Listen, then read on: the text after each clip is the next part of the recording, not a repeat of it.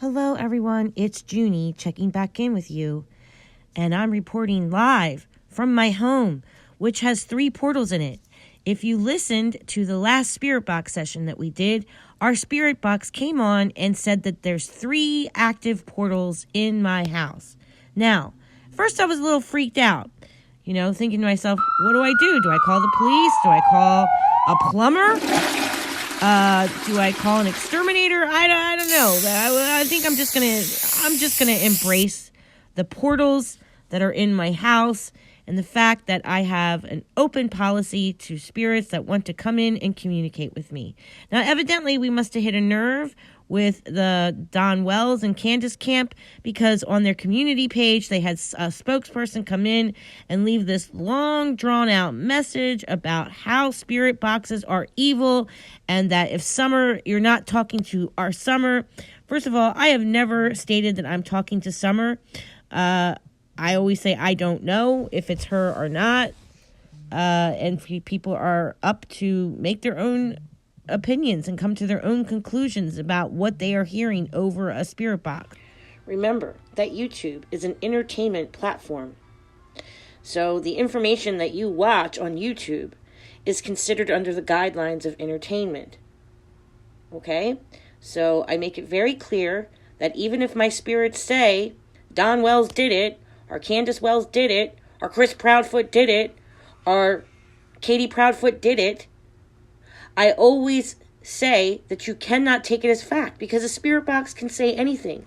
But I find it very interesting that someone who claims to be innocent is triggered over people using tarot cards and a spirit box. If you think that we look like idiots, why even bring it up? Should be beneath you. But the fact that you're bringing it up, and that you don't like the things that my spirits are saying about you, yeah, that makes me more suspicious. Sorry, but it does. I'm praying to God that the parents are innocent. I will protect their rights always. I will protect their security always. But my spirits have their own opinion. My spirits have a point of view about a crime. And I can't control what comes over that spirit box. I might not even agree with some of the things that my spirits are saying. But I'm still going to play it. And I'm still going to allow my audience to hear what the spirit world has to say about a crime. Especially when we don't have answers. And there's, we have tons of CPS reports with the Wells. We have tons of CPS reports with Chris Proudfoot. 5, evidently. Allegedly, I don't know if it's true or not, but 5. And now we have proof that they were talking to all these schools for Sebastian. Poor Sebastian. I couldn't even imagine what he was going through. How he felt. That dinner, that colossal popcorn, that wonderful day that he had with his mom. And then he's gone. And they're talking to these schools. You ever hear these schools come out? I was looking online, and some of these places, they actually come out and kidnap your kid in the middle of the night because they know your kid is going to freak out and so we're going to refuse to go. Some of those places opt you to come and we'll pick you up. Concierge service, how nice. What if Sebastian had a meltdown? What if Sebastian freaked out? These places, children die all the time. And we're only hearing about the worst case scenarios of these children passing away or suffering some type of, life-altering injury because they are borderline autistic or they're ADHD and they have a complete meltdown. This is a 12-year-old who died. This is earlier on. North Carolina Wilderness Program for Troubled Adolescents spent his first and only night there on the floor of the bunkhouse. His sleeping bag was inside a small tent with an alarm pinned to the zipper, rigged to go off if he tried to get out. A staff member told authorities he had been loud and irate when arrived earlier that day and had refused to eat dinner. The counselor told detectives, adding that the boy had a panic attack just after midnight. The counselor and staff checked on him twice before discovering him unresponsive at 7:45 a.m. With his pants and underwear lying next to his shoulders, search warrants had stated. the coroner came and arrived, and they said that the child was passed away much longer than what staff has basically said. Okay, so here, okay, the child didn't want to eat dinner. Well, a lot of children who are autistic or have ADHD or ADD, they have something with food. Okay, there's an actual diagnosis for this, and they don't like to eat certain foods. Okay, so and you take them out of their bubble. You're putting them in a foreign place, and you're looking for a child to have a meltdown. Now, some professionals say that this is the absolute worst thing that you could do if you have an autistic teen, is send them to these boot camps, sending them to these academies or these schools for behavioral issues. Because what is the root cause of the behavioral issues? Is it autism, or is it a behavioral issue? Is it impulse control, or is it a behavioral issue? It's like they're almost punishing him for being autistic, and I don't understand that. Now, that's alleged, all right? I don't really know what's going on with Chris and Katie. I can only tell you something's not right. He has this wonderful last day with his mom. He's got all these CPS reports. They're looking at these schools. There's tension between Chris and Seth and Katie. They say that there's not, but there's just this underlying. Obviously, there's tension, because look at them. When their child is missing, they can't even get it together to search and be united. So don't tell me that there wasn't tension in that house, okay? I'm speculating here. Of course, I have no proof of that. But it's a pressure cooker for Sebastian, in my opinion. Could he have run away? Of course. Could he have been sent to one of these schools and something drastically went wrong? Could he have run away? Could they have, we see these camera lights on. We don't know if these camera lights are the trash truck. They could be the trash truck, or they could be a complete person coming in and taking Sebastian to one of these locations. And something drastically goes wrong. And it's a lawsuit. I don't know. I'm just speculating. I'm not stating this as facts, okay? I'm just thinking out loud, and I'm just thinking, what if? I think about this poor mother and what happened with her son when he was arrested. He was an autistic a teen adult that got arrested. And I'll show you the clip of this mother here. Guys, I've never seen anyone so scared. They knew he was autistic.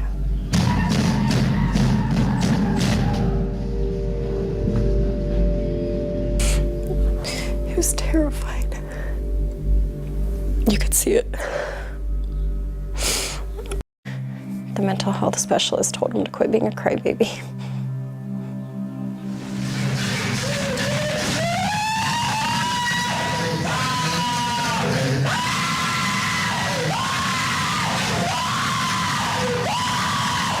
Outside of 50 cents that you have how much? Is it Isaiah? Yeah. Yes, Isaiah. He just wanted to call his mom. I could have calmed him down. It would have been too late by that point, though, if they wouldn't. The doctor told me, had we gotten him sooner, we could have saved him.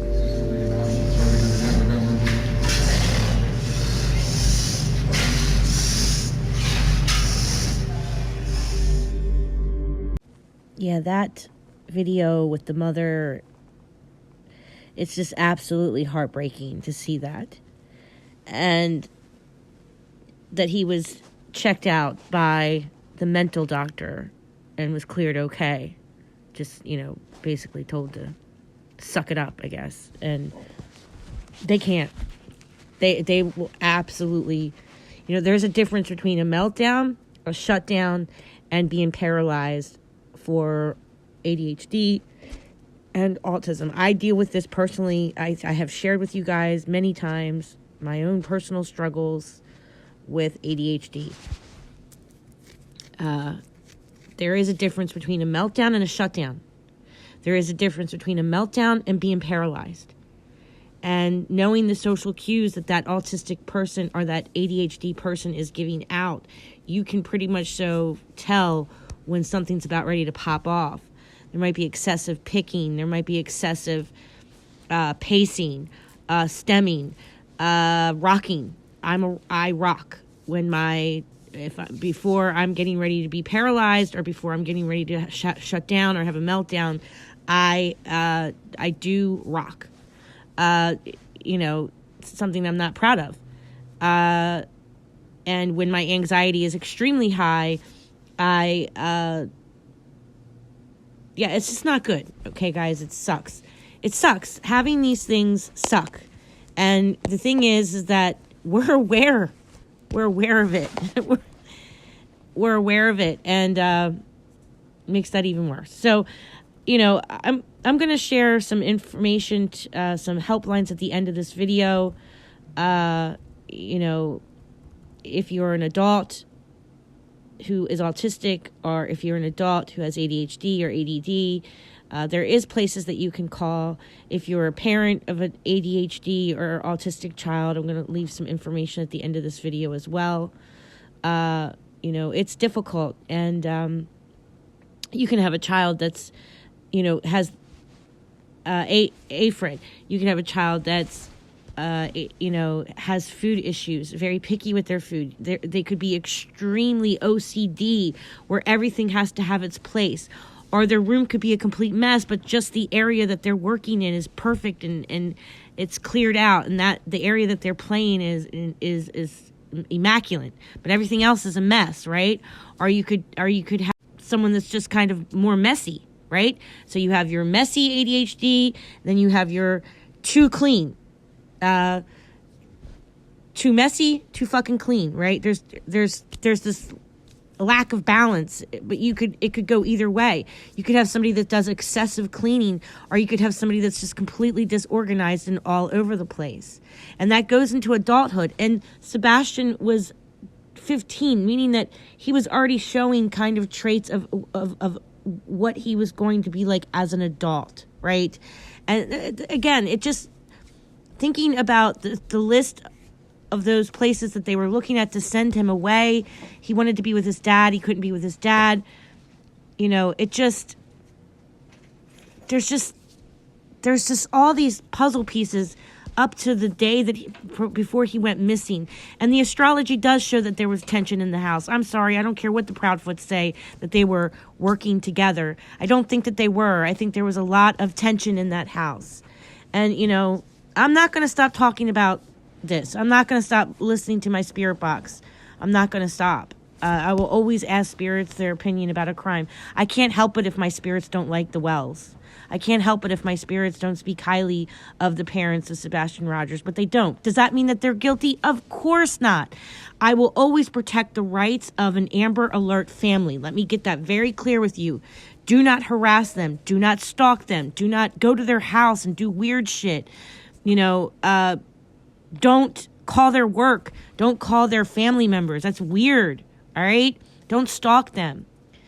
We have to protect their rights. They are innocent until proven guilty. But law enforcement has said nothing's off the table. So I'm going to inquire what the spirit world has to say. I'm going to inquire what my tarot cards have to say. And I'm going to inquire them on a personal level as well. And my spirits are entitled to their opinion, as am I entitled to my opinion, okay? And there's just something's not right. Something's not right. And nothing's off the table because law enforcement said so.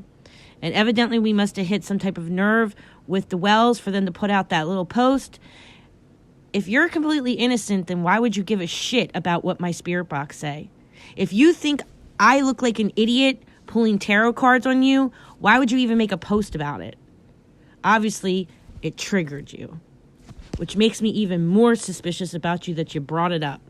There, I said it. I don't really care. These channels can hate me all they want. I'm not going to stop looking at crime on a spiritual level. I will always look at crime spiritually and, form an opinion off of that.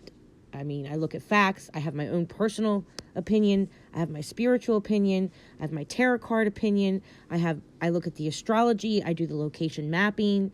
And then I, try to make my best gut what my feelings are based upon what I see and what I feel, okay? Just because a spirit box doesn't like the Wells does not mean that they're guilty. Just because my spirit box doesn't like Chris Proudfoot or Katie Proudfoot doesn't mean that they're guilty, okay? We have to protect their rights, always. So, I'm not going to stop doing what I'm doing. They can hate me all they want. In the meantime, I'm going to add some information at the end of this video dealing with, I myself personally deal with ADHD, and I have been diagnosed late in my life as high-functioning autism, but it's very minuscule. Like I said, autism goes on many levels. I do have the light sensitivity. So if you have an autistic kid and they don't like it when you come into the dark room and you turn on the light, just remember, turn off the damn light, okay? Like, seriously. I'm the ADHD autistic person that stays under a blanket and talks to you guys, literally, because I get distracted by sound. So under my, like I make a tent with my blankets, layer them up, because there's certain sounds that completely distract me.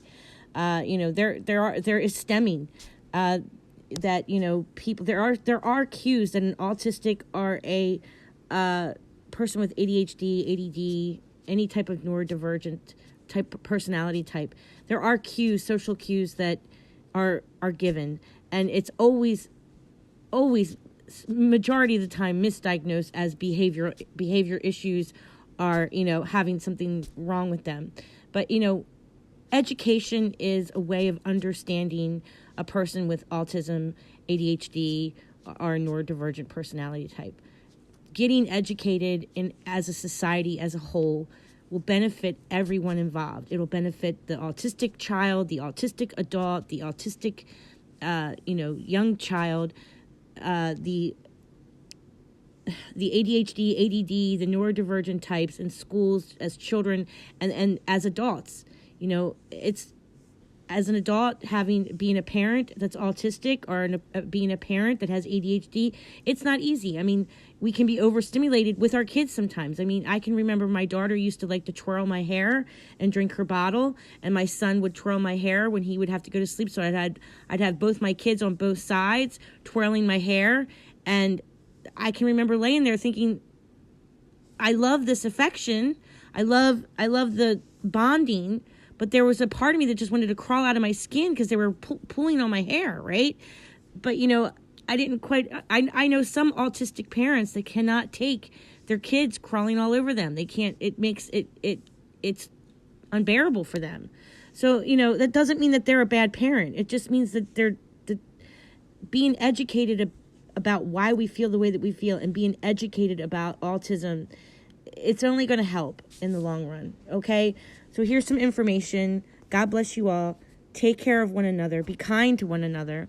And continue to pray for the Wells. Continue to pray for Katie and Chris Proudfoot. That we can get to the bottom of this soon. I will always pray for everyone. All right. Blessings. Bye-bye now.